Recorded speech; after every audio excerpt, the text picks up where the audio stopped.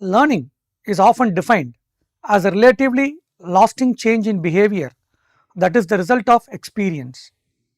When you think of learning, it might be easy to fall into the trap of only considering formal education that takes place during childhood and early adulthood. But learning is actually an ongoing process that takes place throughout all of life. How do we go from not knowing something to acquiring information, knowledge, and skills? Learning became a major focus of study in psychology during the early part of the 20th century as behaviorism rose to become a major school of thought. Today, learning remains an important concept in numerous areas of psychology, including cognitive, educational, social, and developmental psychology. How do we make learning personal? We know that families are children's first educators, and as such, children's home experiences and the natural predispositions that they are born with play an important part in what and how they learn. Because of this, it's important to take time and space to help children express who they are, form ideas, connections, and interests over long periods of time, and have their needs and interests correctly interpreted, especially if they cannot articulate through language due to age, ability, or culture. It's a great idea to invite parents and caretakers to help children take photographs or draw pictures of their lives at home so that they can share these in their setting and help practitioners relate to them more personally, as well as identifying common interests with other children. How do the arts and creativity help early learning? The arts provide a fantastic opportunity for young children to learn holistically through play and with all their senses at once. For instance, one single movement session can support physical development by making body shapes that strengthen, coordinate, and flex limbs. Emotional development by building trusting relationships when practicing balance or massage. Cognitive development by counting jumps or devising rhythms and patterns of movement. Linguistic development by articulating the sounds of movement like wriggle, jump, spring, etc. Creative development by expressing their inner feelings and responses freely and innovatively. An effective early learning environment encompasses a diversity of experiences to stimulate and nurture children's curiosity in the world. A creative learning environment is simply an excellent early learning environment with a combination of well-chosen, open-ended, imaginative resources, a competent and confident staff team who value strong, positive relationships with children and parents, welcoming opportunities for families to become involved in their children's learning, a leadership that values the creative development of staff as well as children.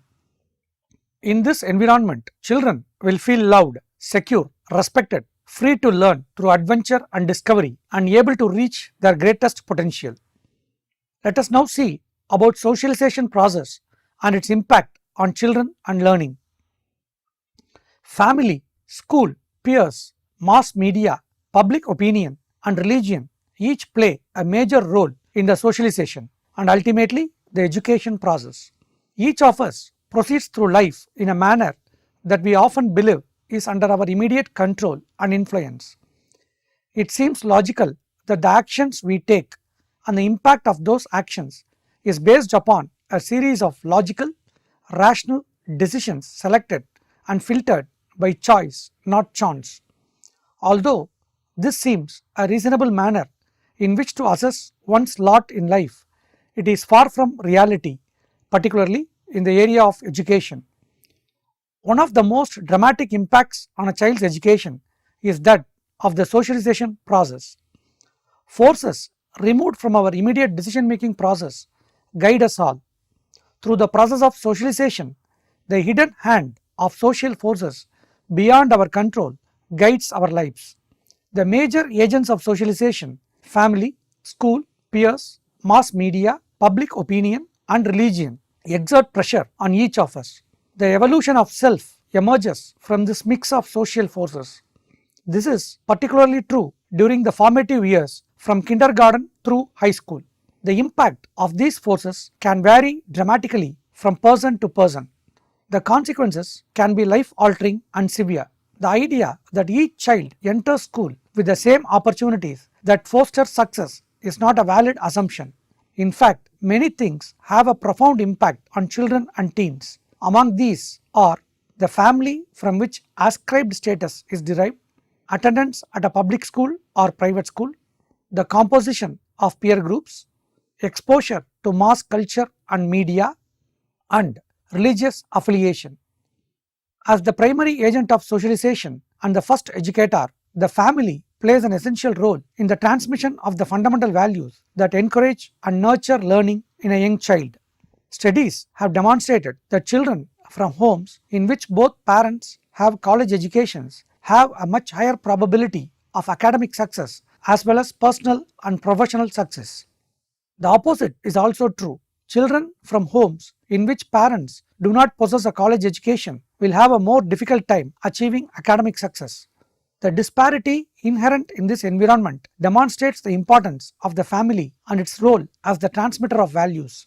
The institution of the family in America is the primary purveyor of education as a core value regardless of educational background. For some, it comes by way of birth and privilege. For others, it comes by way of perseverance, hard work, and persistence in the face of adverse economic factors. Regardless, the likelihood of academic success is minimal without the family as a guiding force. School is an integral part of child's life. School can be an integral part of a child's life. A child goes to school not just to gain knowledge or information, but to learn the essential threads of group dynamics, adjustment, developing interpersonal skills to live in a connected world. In the words of Aristotle, man is by nature a social animal. Since birth, he is in constant need of human interaction. The first human contact in a child's life is his mother. But as the child grows and develops, his needs and requirements evolve. The home cannot provide all these requirements.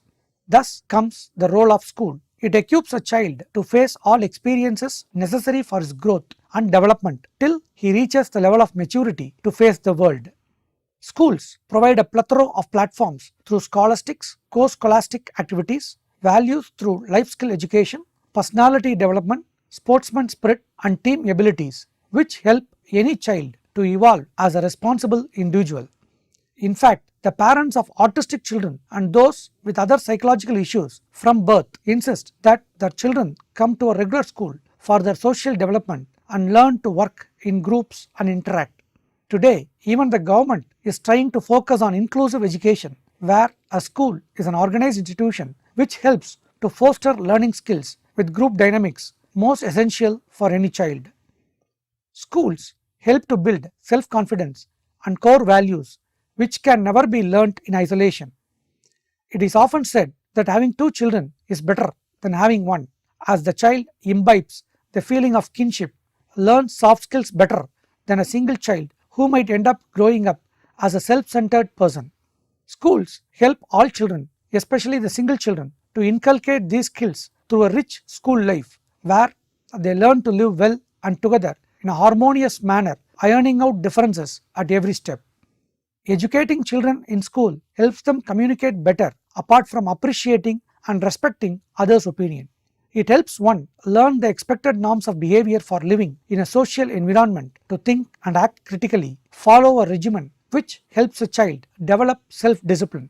The systematic and meticulous training by teachers helps a child learn better work ethics and understand the concept of healthy competition. Now, let us discuss the importance of parents. Parents are the ones who show genuine love to a person. A person can expect unconditional love only from his mother and father. In most civilized societies, parents take a great care in upbringing their children. They are the ones who help the child overcome his negative attributes and insufficiency. A child with good parenting rarely fails in life. Parents form the family of a child till he is married. In many people's success, the role of parents is the key. You can even notice many world leaders and philosophers describing the role of their parents in their life. Parents give many things to their children and are directly involved in child development. Without parents, it would be very tough for anyone to have a better life. Unconditional love. Parents are the sole people from whom a child can expect unconditional love. Without them, he is unfulfilled in life. He becomes a loner and faces many hardships in life. Since human is a social animal, just like food and air, love and care are another elements which are absolutely necessary. They are the people who share you happiness and sorrow equally. If you weep, they do, and if you laugh, they do. Financial support. Many people have good or sufficient financial support only because of parents. This helps them to pursue education and other hobbies without worry or having to work for making a living. This financial support also puts them ahead in the startup with reference to business or position in the companies. Hence, many young people in the level of directors or other higher posts in a company are children of the company founders. Moral support. Parents give moral support to the child in case of failure. During some accident or love failure or divorce, having parents besides is a great boon. They provide instant moral support and strength to tackle the situation. They are the people whom can console you and put back into life.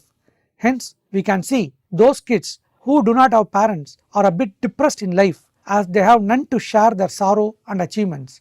Hence, parents taking divorce also have tremendous effect on children. Also, they teach them spirituality, prayer and other aspects needed in life. Family support. Family is the integral part of everyone's home. The family of any person starts with parent itself. Later on, he gets his spouse and children to live with him. In countries with established family trends, we can notice this. Even parents conduct the marriage of the children. They create awareness and requirement of marriage for life. Further, in many families, they select the suitable groom or bride for marriage. Even in the early days of marriage, initial differences in marriages between partners also overcome due to support and suggestions from parents. Hence, we see the divorce rate is lower in arranged marriages than in love marriages. Involvement success. They guide him right direction and makes it easy for him to succeed. They even teach them the value of discipline and relationships. Hence, we see many people succeed due to good fathers behind. Even George W. Bush, the recent president of America, was the son of senior Bush, who was also the president. Even the recent Chinese president is also a son of an ex-political official in a Chinese government before. If one tries to check the personal life stories of successful people, we can realize the extent their parents helped them climb the ladder of success. Importance of parent involvement. Educated parents help their children in moving in right direction in their career. They understand the child's strengths and weaknesses and guide him right path. They also help the kid solve his homework and also encourage any extracurricular skills in him. Hence, we can see teachers and schools emphasize on parents' role in education of their children. Let us see the role of parents in child's learning. Although a parent's role in their child's learning evolves as kids grow, one thing remains constant. We are our children's learning models. Our attitudes about education can inspire theirs and show them how to take charge of their own educational journey. Be a role model for learning. In the early years, parents are the children's first teachers, exploring nature, reading together, cooking together, and counting together. When a young child begins formal school, the parent's job is to show him how school can extend the learning you begin together at home and how exciting and meaningful this learning can be. As preschoolers grow into school-age kids, parents become their children's learning coaches. Through guidance and reminders, parents help their kids organize their time and support their desires to learn new things in and out of school. Pay attention to what your child loves. One of the most important things a parent can do is notice her child. Is he a talker or is he shy? Find out what interests him and help him explore it. Let your child show you the way he likes to learn. Tune into how your children learns. Many children use a combination of modalities to study and learn. Some learn visually through making and seeing pictures, others through tactile experiences like building block towers and working with clay. Still others are auditory learners who pay most attention to what they hear, and they may not learn the same way their siblings do. By paying attention to how your child learns, you may be able to pick his interest and explain tough topics by drawing pictures together, creating charts, building models, singing songs, and even making up rhymes. Practice what your child learns at school. Many teachers encourage parents to go over what their young children are learning in a non pressured way and to practice what they may need extra help with. This does not mean drilling them for success, but it may mean going over basic counting skills, multiplication tables, or letter recognition, depending upon the needs and learning level of your child. There may be times to review, but don't take on the role of drill master, and when you do review, it should feel as if your child wants to be a part of the practice. Set aside time to read together. Read aloud regularly, even to older kids. If your child is a reluctant reader, reading aloud will expose her to the structure and vocabulary of good literature and get her interested in reading more. Reading the first two chapters of a book together can help because these are often the toughest in terms of plot. Also, try alternating. You read one chapter aloud, she reads another to herself, and let kids pick the books they like. Book series are great for reluctant readers. It's okay to read easy, interesting books instead of harder novels. Connect what your child learns to everyday life. Make learning part of your child's everyday experience, especially when it comes out of your child's natural cousins. When you cook together, do measuring math. When you drive in the car, count license plates and talk about the states. When you turn on the blender, explore how it works together. When your child studies the weather, talk about why it was so hot at the beach. Have give and take conversations, listening to your child's ideas instead of pouring information into their heads. Connect what your child learns to the world. Find age appropriate ways to help your older child connect his school learning to world events. Start by asking questions. For example, ask a second grader if she knows about a recent event and what she heard. Then ask what she could do to help, such as sending supplies to hurricane victims. You might ask a younger child if he has heard about anything in the news and find out what he knows. This will help your child become a caring learner. Help your child take charge of his learning. We want to keep children in charge of the learning and become responsible for it. We want them to be responsible for the successes and failures. Show them how engaging learning is and that the motivations for learning should be the child's intrinsic interest, not an external award. Don't overschedule your child. While you may want to supplement school with outside activities, be judicious about how much you let or urge your child to do. Kids need downtime as much as they may need to pursue extracurricular activities. If a child has homework, an organized sports, and a music lesson, and is a part of youth group in church or synagogue, it can quickly become a joyless race from one thing to another. Therefore, monitor your child to see that he is truly enjoying what he is doing. If he isn't, cut something off the schedule, advises Michael Thompson. Keep TV to a minimum. Watching lots of TV does not give children the chance to develop their own interest and explore on their own because it controls the agenda. However, unstructured time with books, toys, crafts, and friends allows children to learn how to be in charge of their agenda and to develop their own interests, skills, solutions, and expertise. Learn something new yourself. Learning something new yourself is a great way to model the learning process for your child. Take up a new language or craft or read about an unfamiliar topic. Show your child what you are learning and how you may be struggling. You will gain a better understanding of what your child is going through, and your child may learn study skills by watching you study. You might even establish a joint study time.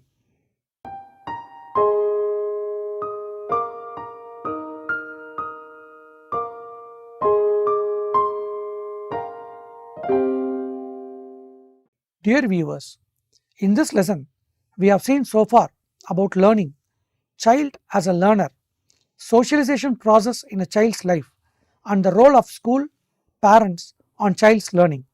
Thank you.